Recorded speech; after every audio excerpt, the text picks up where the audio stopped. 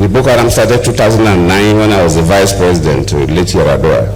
Of course, I took over 2010 for 5 years, battling with the Boko Haram until I left. I thought that immediately I leave, within a reasonable time, late General Buhari was going to wipe them out, but till today, the Boko Haram is still there. So the issue of Boko Haram is a little more complex than sometimes we can conjecture. In 1999, when Obasanjo became a president, we had some issues in the Southwest. But government was able to bring it down because there was a clear focus, there was clear reason, and government was able to. Then we had issues in the Niger Delta, and when I became the vice president, one of the major things I did was to visit the most dangerous camp of the militants in the Niger Delta. I remember when we flew down to Warri, by the time we get to the waterfront to take boats to that camp, they sent information to us that anybody following me must not carry weapon.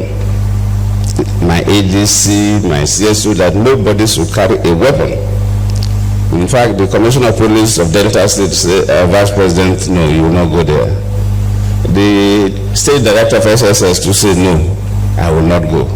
I told them I will go. So even my officers, my ADC, my CSO and so on, they handed over their guns to the CP and the SDS of Delta State, and none of them carried weapon. When we landed at the camp, these boys lying up one this way, one road this way, with their assault rifles, just facing the bush, not even looking at my direction as if there was nothing happening. We marched through them, we passed through them, sorry. We had a meeting with their leaders and so on. We had spent almost 1 hour there. When we came back, that was the beginning of solving the Boko Haram, the Niger Delta crisis. And we were able to get through.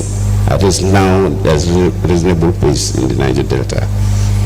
If you, like Busakuka mentioned, the 82 and 83, when we have the Maitasile religious crisis in this country.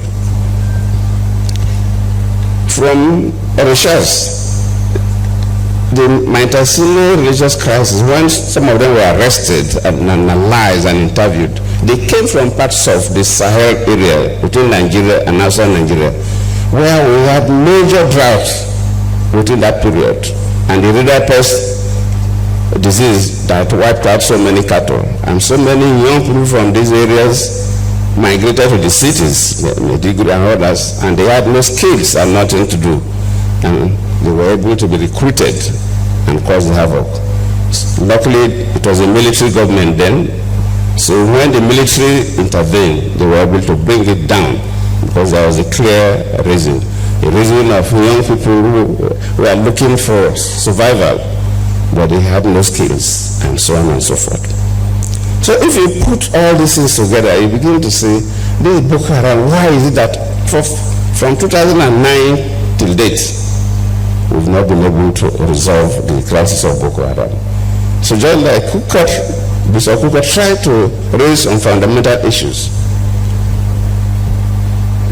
and you value the weapons, then you know that these are not hungry people.